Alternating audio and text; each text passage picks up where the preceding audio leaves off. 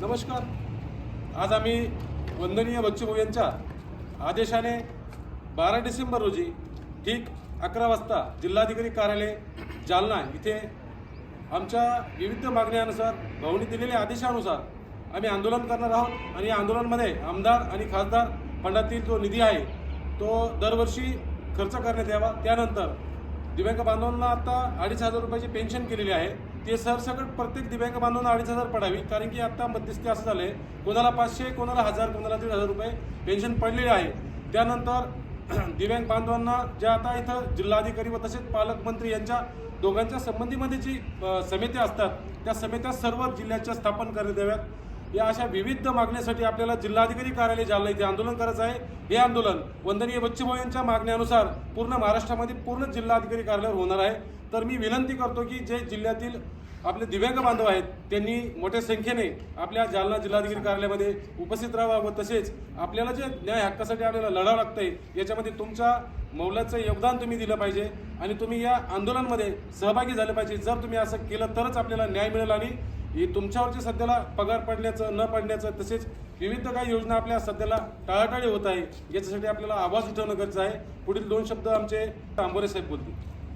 प्रहार supremo लोकनायक वंदनीय बच्चूभाऊ कडू यांच्या आदेशाने संपूर्ण महाराष्ट्रभर एकाच दिवशी एकाच तारखेला एकाच वेळी आंदोलन सुरू होणार आहे. आंदोलनाची तारीख आहे 12 डिसेंबर 2025. विषय आहे प्रत्येक आमदार फंडातून दर महिन्याला 30 लाख रुपये दिव्यांगाच्या कल्याणासाठी खर्च झाले पाहिजेत आणि इतर काही मागण्या आहेत. या मुद्द्याला धरून प्रहार दिव्यांग क्रांती आंदोलन संघटना महाराष्ट्र राज्य जालना जिल्हा या ठिकाणी कलेक्टर ऑफिस समोर 12 डिसेंबरला ठीक 12 वाजता आंदोलनाला सुरुवात करणार आहे.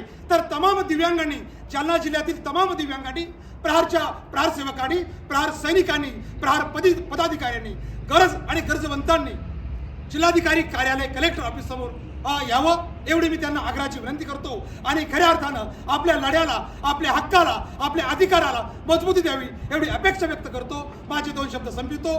जय प्रहार, जय भारत.